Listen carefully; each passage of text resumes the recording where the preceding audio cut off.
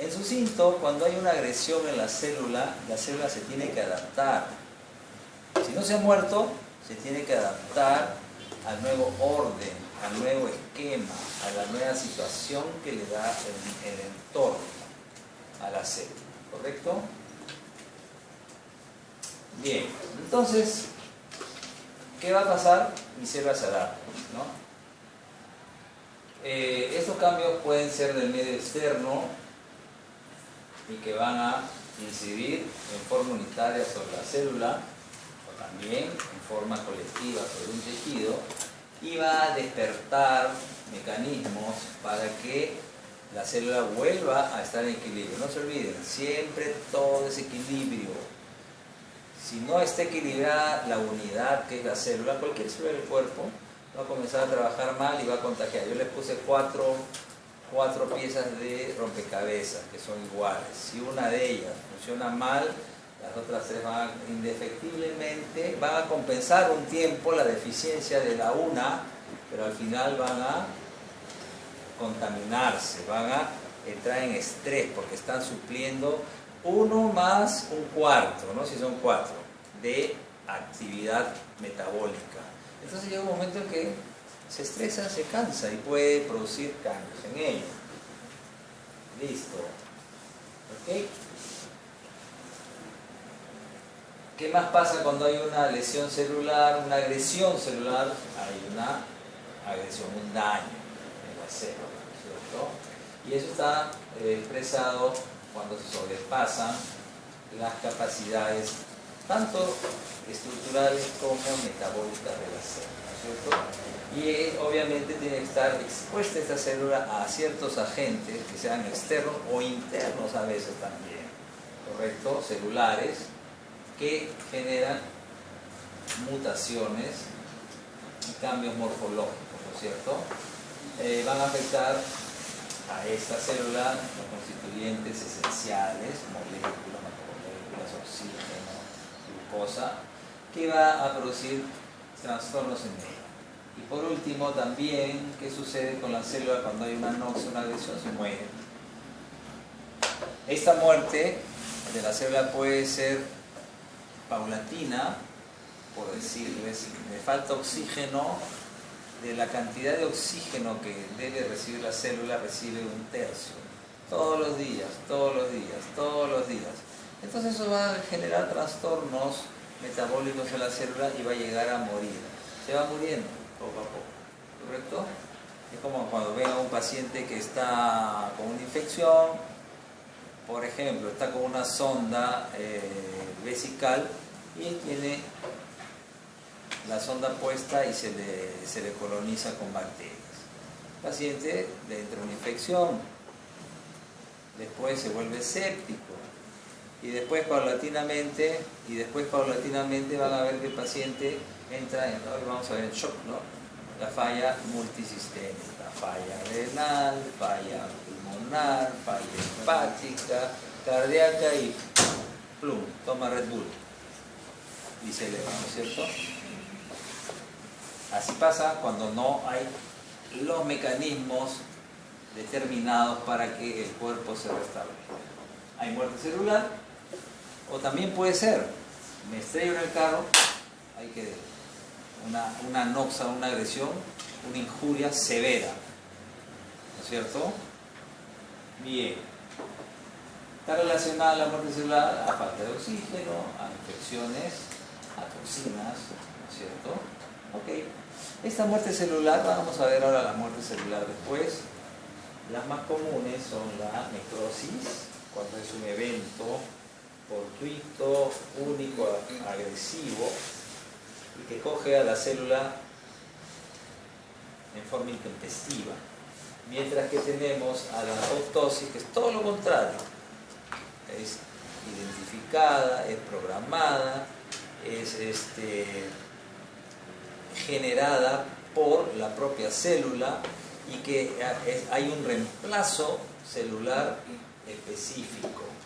Mueren 3, se reemplazan 3 y no deja rastros de inflamación y es rápida, mientras que en la necrosis no. En la necrosis va a haber reparación, es otro mecanismo. Bien. Por último, ¿qué sucede? Lo he puesto ahí para que vean que está de la mano la reparación. Se muere la célula y se tiene que reparar. El cuerpo no entiende porque tiene que entrar en equilibrio automáticamente. Cuando tengo un infarto agudo de miocardio, se mueren mis células cardíacas por hipoxia, por una coronariopatía, por una aterosclerosis, porque como rico y más rico y me va generando la enfermedad, ¿no es cierto? Al final tengo un infarto agudo de miocardio y mi cuerpo no entiende otra forma que curar. Si no se mueve ese corazón, ¿qué pasa? Nos morimos, pues. Si no hace esto el corazón, desde la tercera semana que comienza a formarse el corazón, comienza ya, la cuarta comienza a hacer en forma rudimentaria, hasta que nos morimos. Entonces tiene que funcionar. Entonces, si hay necrosis de parte del tejido cardíaco y puede ser rescatable, porque si yo tengo un infarto agudo de miocardio del septum, chao, pues, porque por ahí está el adhegismo, ¿cierto? Pero si se me muere una partecita lateral, entonces yo puedo repararla. ¿Y cómo hago? El cuerpo hace un tejido fibroso, que veremos cuando hagamos reparación. Entonces, ¿con qué finalidad? Homeostasia. Cumplir la función. Porque si ese corazón se queda con ese tejido necrótico, ya no puede hacer esto, porque se va a romper. Se rompe el corazón, hay salida de la sangre, se forma un hemopericardio y hay un taponamiento cardíaco, ¿no es cierto? Y ya el corazón no se mueve, ¿no? Entonces se muere. Chao. No hay vuelta que dar. Entonces, repara, como veremos en práctica también, las láminas, repara con tejido fibroso. Entonces, ese fuelle de tejido fibroso que hay entre tejido normal y tejido normal, que en algún momento fue normal y que se murió por la isquemia, entonces es reemplazado por tejido fibroso. ¿Para qué? Para que a las partes buenas les permita hacer esto. Y está unido por un fuelle. Porque si ese fuelle no existe, el corazón comienza a fibrilar, comienza a hacer huecos y salida de sangre, ¿no? Entonces, entra en un proceso de reparación luego de la muerte celular. Bien, seguimos. Bueno, eso ya lo hemos visto, siempre va a haber trastornos moleculares y tubulares a nivel de la célula. Así empiezan las enfermedades. Bien, entonces, la célula, cada célula que es particular, va a estar limitada, porque se limita de acuerdo a la máxima capacidad de metabolismo, a la diferenciación que tenga y a la diferenciación. Diferenciación se refiere a las características propias morfológicas funcionales de la célula. Y la especialización se refiere a para qué está hecha la célula. El hepatocito sirve para metabolizar, el enterocito sirve para absorber, ¿no es cierto? La neurona sirve para traspasar la respuesta nerviosa, ¿no es cierto? O eléctrica, ¿no? Y así. El neumocito sirve para qué? Para ayudar a que el alveolo esté dilatado y no se colapse, ¿no es cierto? Así cada célula tiene su función. Bien, la célula cardíaca sirve para elongarse y regresar a su sitio bajo un estímulo eléctrico. Entonces, cada célula tiene su propio metabolismo, su diferenciación y su especialización. La célula siempre va a mantener un estado de equilibrio o homeostasia, siempre. Porque busca, la célula es como un soldado. Le dicen, tú tienes que pararte acá 24 horas, punto. Ella no te va a decir no, se para 24 horas, porque esa es su función. Entonces, cuando hay trastorno de su metabolismo, ella trata por eso de curarse primero y llegar a la intención de un equilibrio metabólico, ¿okay? ¿Para qué? Para satisfacer las demandas fisiológicas. Pues. Tengo que trabajar en esto. Si no, toda la parte del cuerpo no van a poder cumplir su función porque yo estoy fallando. ¿Entienden? Satisfacer las demandas fisiológicas. Así, las adaptaciones que se producen en las células son respuestas funcionales y estructurales de carácter reversibles a los cambios fisiológicos o patológicos. adapta. Me adapto al nuevo sistema, al nuevo orden, al nuevo gobierno celular que hay. ¿Correcto? Entonces se va a dar un nuevo estado. ¿Y esto por qué? Para que la célula sobreviva y cumpla la función. ¿Correcto? Ahora vamos a ver los tipos de adaptación. ¿Cómo se adaptan las células? A ver. Yo decía, ¿por qué los viejitos usan zapatillas? Porque me duelen los pies. No estoy tan viejo, pero me duelen los pies también. Y yo venir con zapatillas. Pero bueno. En fin, muchachos. Y eso que antes los zapatos eran de suela de cuero. Sí, duro. Pieza. Te dolían los pies. Pero era lo que había, pues. Ahora hay plata de goma más suave, ¿no? Bien. Adaptación celular. Eso. ¿Me pasé? No me pasé. No. Ahí está. Está bien. Lo arreglado hoy día. Me puse a ver y es diferente al que estaba anterior. A ver, lo he pulido un poquito. Comencé a mirar y dije, esto mejor lo cambio para acá, esto está mejor, mucho más contento. Bueno, hay un estímulo, no es una agresión, una injuria, un daño sobre la célula. ¿Qué se genera? Ustedes ya han visto cambios estructurales, funcionales, metabólicos, fisiológicos, celulares, cambios internos. Y eso lleva a un daño celular. Hay dos posibilidades. Que haya una lesión reversible, ¿no es cierto? Que lleve a una adaptación celular porque la célula no se ha dañado tan severamente y se produce una restauración celular. ¿Puede restaurarse al 100%? Sí. Al 80% sí, al 70% sí, y va a seguir haciendo su función, no al 100%, pero lo hace. Está rescatado, está aprobada por las demás, ¿no? Sí, todavía está cumpliendo metabólicamente. Pero también puede haber un daño tan severo que daña sus estructuras básicas y que se produce una lesión irreversible. Al producirse una lesión irreversible va a haber muerte celular, porque va a haber una transformación morfológica, funcional, metabólica de la célula y se muere. Y al final, ¿qué se va a activar? La reparación o cicatrización. ¿Correcto? El fenómeno de reparación es el proceso, ¿no? Y la cicatrización, todo el mundo tiene una cicatriz en el cuerpo, pues, ¿no? Cuando ya se ha formado el depósito de colágeno, ¿no es cierto? Ahora, tiene sus partes también la cicatrización que veremos después, no hoy, pero sí más adelante. Bien, entonces causa de lesión celular, ahí las tenemos. De todo tipo, hipoxia, agente físico, químico, fármaco, agentes infecciosos, ¿cierto? ¿Hay más, creo? Sí, reacciones inmunológicas, trastornos genéticos, desequilibrios nutricionales, a la N. Todos esos se consideran como agresiones noxas, injurias al cuerpo. ¿Bien? Traumas que se dan normalmente y que generan daño tisular, ¿no es cierto? Ahí se rompió el hueso, los huesos, partes blandas también han sufrido, dolor, hay esquinas, etcétera, etcétera. Bien. Entonces los eventos que están relacionados a la lesión celular van a ser el oxígeno y los radicales libres que van a llevar al efecto oxidativo de la célula, y eso es cuando hay un daño isquémico, cuando hay falta de oxigenación, ¿cierto?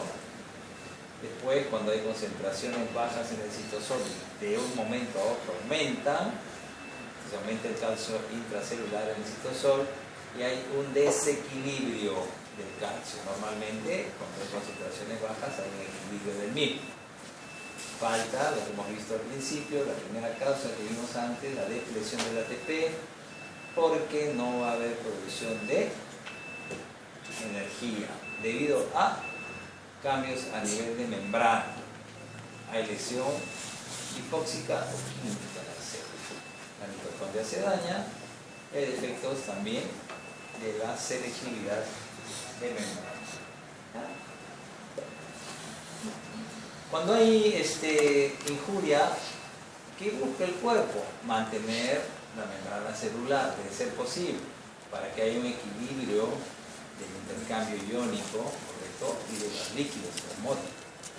¿Qué busca? Mantener su fosforilación oxidativa para la producción de ATP, para que haya una respiración aeróbica celular y se mantenga. Son mecanismos contra la injuria. ¿Qué busco? Mantener mis proteínas celulares de membrana y dentro del citosol y mis enzimas, ¿correcto? ¿Y qué busco? Mantener mi cerebro celular, que es la carga genética a través de mi ADN, ¿no es cierto? Okay. Entonces, los cambios estructurales bioquímicos a nivel de célula están estrechamente relacionados. Cuando hay uno, está el otro, ¿no es cierto? Y cuando se dañan cambios bioquímicos y estructurales, entonces se va a dañar severamente el medio del interior de la célula, ¿no es cierto? Y vamos a ver que estos cambios van a ser evidentes cuando tenemos trastornos a nivel de los sistemas bioquímicos celulares.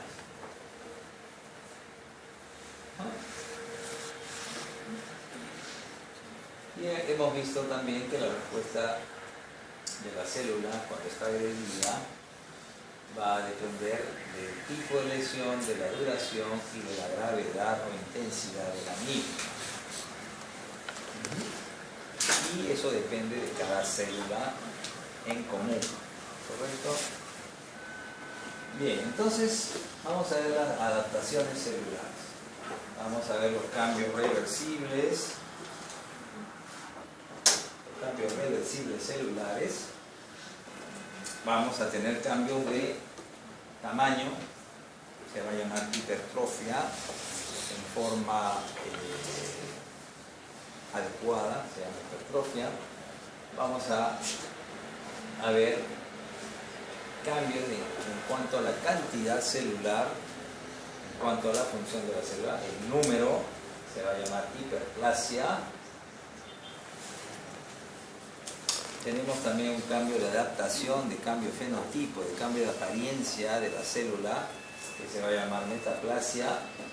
Y vamos a tener todo lo opuesto, que es la atrofia, cuando hay un trastorno en cuanto a la síntesis de proteínas celulares, en cuanto a la función de la célula. Entonces, deviene en menor síntesis, deviene en menor función, ¿correcto? Lo que llamaremos atrofia. Y va a ser más pequeña la célula y por consiguiente el órgano, ¿no es cierto? Ok. La hipertrofia, cuando aumenta el tamaño de la célula, por ende aumenta el tamaño del órgano. Si yo tengo 10 células que tienen un tamaño de 2 y del doblo a 4, obviamente el tamaño de ese grupo de células que viene a ser el órgano va a aumentar, ¿no es cierto? Puede deberse a situaciones de corte fisiológico, ¿correcto? Y eso está en relación a las exigencias externas que tiene esa célula, a la demanda funcional o también a la producción de hormonas, ¿correcto? Y factores de crecimiento. El típico, que está en el libro, igualito, fisicoculturistas, haces tus pesas y te crece el músculo, deja de hacer tus pesas y se achica, vuelve a su estado original genético, músculo, ¿correcto? También desde un punto de vista, ese es mecánico, pero desde un punto de vista hormonal, el útero grávido, ¿por qué crece? Porque los estrógenos, los progestágenos, van a aumentar en tal cantidad que van a generar que crezca, hay una hipertrofia de la célula del útero y se elongue también y sea más flexible esa célula, ¿cierto? Bien, desde el punto de vista patológico, cuando hay fenómenos adaptativos, cuando tengo enfermedades ya preexistentes, ¿cierto? Mecanismo, porque hay mayor cantidad de síntesis proteica.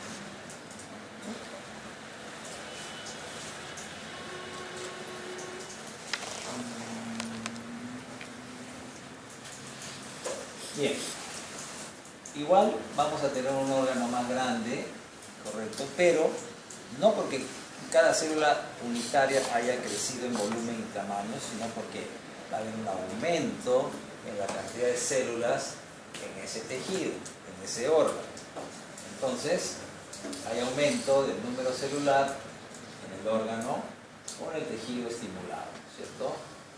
Estímulo hormonal, la glándula mamaria, cuando la mujer está lactando, por estímulo de succión del bebé sobre el pezón, manda una información al cerebro, se devuelve la información estimulando a la hipófisis a producir prolactina. Y esa prolactina genera la formación de leche, ¿cierto? Entonces crece la glándula. No, el seno va a haberse aumentado, ¿no? ¿Por qué? Porque la glándula que está dentro del seno aumenta. ¿Ok? Bien. También, por ejemplo, ahí tengo la resección parcial de una parte del hígado, y el hígado comienza a producir, es el único órgano o tejido que comienza a producir células en forma continua para cumplir función. Cuando me voy a la altura, mi médula ósea se activa y comienza a producir elementos formes de sangre roja para oxigenarme más. Entonces entro en hiperglobulia, ¿no? O lo que le llamo policitemia vera, ¿no? Bien. En forma patológica, igual, cuando tengo una hiperproducción de hormonas, en el caso de la mujer, una hiperplasia endometrial o una hiperplasia prostática, ¿no es cierto? Bien. A veces también por acción infecciosa de algunos virus, por ejemplo, ustedes han visto la verruga, ¿no es cierto?, que va a estar dada por un poxvirus, y el papiloma también, que es un crecimiento por acción vírica. Entonces va a crecer, sobrecrecer el tejido, en este caso en la piel, ¿no? Bien, ¿cuál es el mecanismo de acción de esta hiperplasia? Hay mayor síntesis a partir de la estimulación de la hormona o de otros factores de crecimiento, ¿correcto?, sobre las células, generando mayor cantidad de células. Y es activa en la reserva de células madre del tejido para generar nuevas células, ¿cierto? Bien. Lo opuesto al crecimiento, que viene a ser la involución, la atrofia, que está dada por la reducción de síntesis proteica del tejido, ¿correcto?, en un órgano, y que genera hipoplasia del tejido y disminución en el volumen y tamaño y cantidad celular. Un útero de una mujer posmenopáusica, si han tenido la suerte de ver, tiene aproximadamente el cuerpo, tendrá unos 4 o 5 centímetros, versus el cuello, que tiene a veces el doble de tamaño, 7 o 8 centímetros. Cosa que una mujer trófica, hormonal, es a la inversa, más grande es el cuerpo uterino que el cuerpo, ¿cierto? Bien. También puede darse atrofia porque no hay una buena oxigenación de ese tejido, ¿correcto? Atrofia con el paso de los años, hay atrofia cortical del cerebro. Ustedes ven las tomos comparativas de una persona de 60, 70, 80 que le hayan hecho estudios, la corteza cerebral es más pequeña. ¿Por qué? Se atrofia el órgano, ¿correcto? Por compresión también. Bien. Hay falta de síntesis de proteínas y un aumento en la degradación de las células. Vale decir, como reza el dicho, órgano que no se usa se atrofia, ¿no es cierto? A menor actividad metabólica, o sea, no lo uso, entonces va a haber menos síntesis de proteínas. Por eso deviene la atrofia. Bien, Y este es otro evento adaptativo, la metaplasia, que lo vamos a ver en la práctica también. A ver, es un cambio reversible de una célula por otra en cuanto a su forma externa. ¿Para qué? Para mantener el equilibrio. ¿Por qué? A ver, cuando yo tengo reflujo gastroesofágico, las células del esófago son un epitelio escamoso, poliestratificado, no queratinizado. Histología básica. Si el ácido, hay reflujo, o sea, el esfínter no está cerrado, si está también abierto, entonces la bolsa que es el estómago mezcla, y porque hay un pequeño orificio por ahí, sube el contenido y el ácido clorhídrico llega al esófago. ¿Qué sucede ahí? El estómago tiene células que producen moco, ¿no es cierto? Y tapizan para que el contenido que está adentro y el ácido no llegue a malograr a esas células, ¿correcto? Es como un impermeable, pero que no tiene el esófago. Entonces, al salir el contenido gástrico al esófago, ¿qué hace? Quema, ¿no es cierto? Entonces, ¿qué hace el esófago?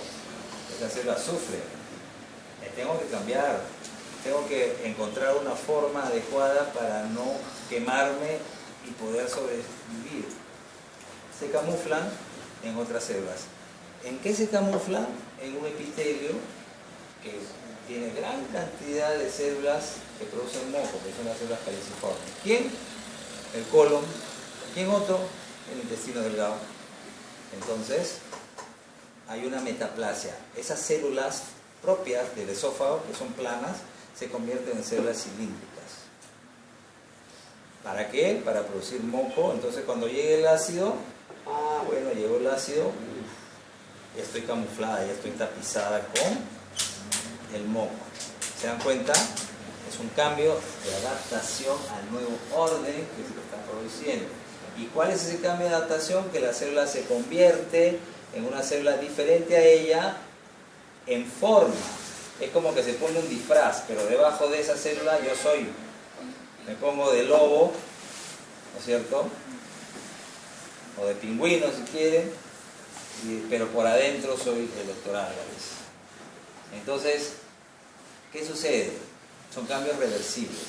Entonces, cuando ya el ácido se fue, ya cierra bien porque viene un tratamiento, etcétera, desaparece, ya no hay más ácido, ya no hay. Me saco mi disfraz y vuelvo a hacer la misma célula. Son cambios reversibles. Todos estos adaptaciones que hay son cambios reversibles. ¿Qué quiere decir eso? Cesa la causa que está produciendo esa adaptación y vuelves a hacer lo mismo. Deja de hacer ejercicio, de que chorre el músculo. Deja de haber succión por parte del bebé, tu glándula se achica porque no hay prolactina. ¿Qué más? Tu próstata, te mete hormona masculina, ya se queda hasta ahí, ¿no? Donde ha crecido. Y así, son cambios adaptativos, ¿correcto? Hasta que desaparece la agresión y vuelve. Por eso se llama adaptación. Son cambios reversibles. ¿Bien? Mecanismo de la metaplasia: hay una reprogramación de la célula madre que se encuentra en los tejidos. Se reprograma para convertirse en otra célula que no es, temporalmente, porque en el fondo su ADN es el mismo. ¿Ya? Ok.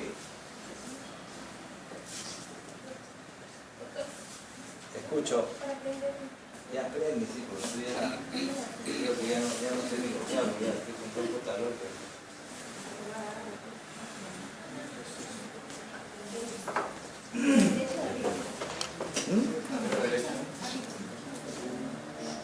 No, yo soy caluroso. Bien. Muerte celular. Lo que hemos hablado son los cambios reversibles, no se olviden, que pueden regresar y que vuelven a su estado original. Atrofia, hiperplasia, hipertrofia, ¿cierto? Bueno, en el orden que quiero. Ahora vamos al otro lado. En el otro grupo que hemos visto, los cambios se adaptan. No se ha dañado severamente la célula y la célula se ha vuelto a reactivar después de la agresión que hubo. En este caso, cuando hay muerte celular, a ver, vamos a ver, ¿dónde estamos? Ahí está, ¿no es cierto? Hemos visto esto, ¿ah? Hemos visto esto. Hiperplasia, hipertrofia, atrofia, metaplasia, ¿no? Cumple todo eso. Pero ahora estamos viendo al otro lado. Cuando ha habido daño celular y estamos aquí. Se dañó mi membrana, se dañó mi mitocondria, mis organelas, mi núcleo y se murió la célula. Cambio irreversible. Ajá. Vamos a ver los diferentes tipos de muerte celular. ¿Ya? Muerte celular. Hay desnaturalización de las proteínas intracelulares y defensión enzimática de la célula con lesión mortal. Entra un cataclismo la célula. Comienza a agredirse la mitocondria, se pone porosa la membrana, se le alteran los fosfolípidos, las proteínas no se generan, el núcleo comienza a volverse poroso, se muere la célula. Hipoxemia severa, falta de ATP, muerte celular. Se muere la célula. ¿Correcto? Y hay diferentes tipos de necrosis. Este es un evento que a la célula la coge de un momento a otro. No es que, oye, me voy a morir. Cataclismo, maremoto, tsunami, desaparece. No se entera que ha pasado eso, pero pasa eso con la célula. Básicamente por falta de oxígeno. ¿Correcto? Bien. Tipos: necrosis coagulativa, licuefactiva, gangrenosa, son tipos específicos de necrosis de acuerdo a los tejidos. ¿Ya? Esto es propio del infarto de miocardio. Y siempre les pongo el mismo esquema. Imaginen, estas son las células del miocardio. Quítenle las lunas, ¿qué les queda? El fierro, ¿no? La armazón de fierro. Eso es lo que sucede. Inicialmente, cuando hay falta de oxigenación, hay isquemia, entonces la célula muere y queda inicialmente, las primeras horas, solamente el citoesqueleto de la célula. Todo lo demás ya desapareció. Entonces lo pueden identificar histológicamente. Pasan las horas, obviamente viene el proceso de reparación y eso se desbarata. Pero al principio vamos a ver eso.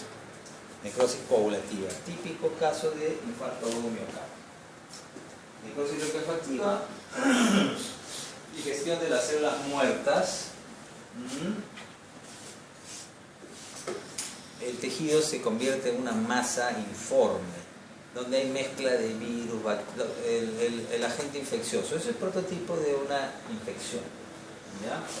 Y básicamente, por ejemplo, cuando yo tengo un absceso cerebral, es una masa informe de tejido propio, mezclado con exudado, mezclado con bacterias, mezclado con células inflamatorias, ¿correcto? Entonces eso se llama necrosis licuefactiva. Necrosis gangrenosa es la que está relacionada a un proceso de diabetes, donde vamos a ver degeneración, calcificación, necrosis, atrofia de tejidos, ¿ya? Se llama necrosis gangrenosa, gangrena tisular. El otro tipo, vamos a ver en práctica, es el momento, la necrosis gaseosa. ¿Por qué gaseosa? Porque viene de casio, viene de queso, ese queso de untar, queso Filadelfia, cualquier queso de untar. Así ustedes ven macroscópicamente, macroscópicamente así ven la necrosis gaseosa. Ustedes lo pueden sacar incluso con el bisturí, con el dedo, con el guante, ¿ya? Es lo que por excelencia en nuestro país produce la TBC, al margen de otros cambios que se producen en el tejido. Pero la necrosis de tipo gaseosa es la necrosis propia en nuestro medio que tenemos somos zona endémica, ¿no es cierto?, de TB, que es propia de esta necrosis. Necrosis grasa, normalmente cuando tengo tejido graso abdominal, debido a la presencia de una pancreatitis, caso típico, ¿no?, donde vamos a ver en la práctica también es patognomónico, ustedes ven la necrosis gaseosa, ¿no?, donde hay la incidencia de las enzimas pancreáticas, correcto, sobre el tejido graso, sobre el peritoneo, produciendo una degeneración y destrucción del tejido graso, porque hay liberación de lipases pancreáticos. Y la necrosis fibrinoide, que también la veremos, por ejemplo, cuando yo tengo depósitos de un material eosinófilo, o sea, rojizo, amorfo, dentro de los tejidos. Uno de ellos, a nivel de vasos sanguíneos, por ejemplo, cuando tengo una hipertensión intrarenal, ¿no?, hay una necrosis de tipo, una arterioloclerosis de tipo hialina y no arteriológica. Y va a haber depósito también de un material fibrinoide. Por ahí cuando hagamos reparación, ahí tengo una lámina. Cuando uno a veces habla, el lenguaje para todo a veces no expresa y no llega a explicar exactamente lo que nosotros queremos ver.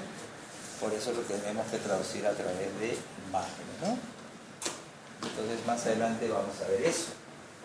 Entonces, tipo fibrinoide es el depósito de fibrina, un material amorfo hecho de proteínas fibrinoides que se depositan en el tejido.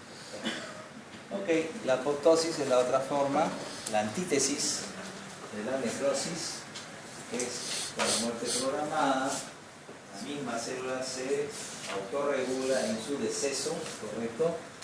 Van a activarse sistemas que vamos a ver para que así se dé, sistemas enzimáticos que degradan y que llegan incluso a degradar el ADN de las células a nivel proteínico y que generan su muerte programada. ¿A qué se debe? Situación fisiológica, dice. A ver. Fenómeno normal empleado para eliminar células que ya no son necesarias. Cuando los hematíes pasan por los vasos sanguíneos, ¿no es cierto?, tienen un citoesqueleto en los hematíes que les permite tener esa forma bicóncava, ¿no es cierto? ¿Correcto? Entonces tienen anquirina, proteína 3, etcétera, etcétera, varias proteínas que forman la estructura de hematíes. Ellos tienen que pasar, el tamaño de ellos es más o menos 5 micras aproximadamente, ¿no es cierto? Y pasan y llegan a las partes más distales de mi cuerpo. Entonces, al pasar por ahí, el hematíe viejo, que dura más o menos 120 días, ya no tiene esa flexibilidad regular para que lleve el oxígeno, el grupo M. Entonces, al llegar a los sinusoides esplénicos, también tiene que pasar por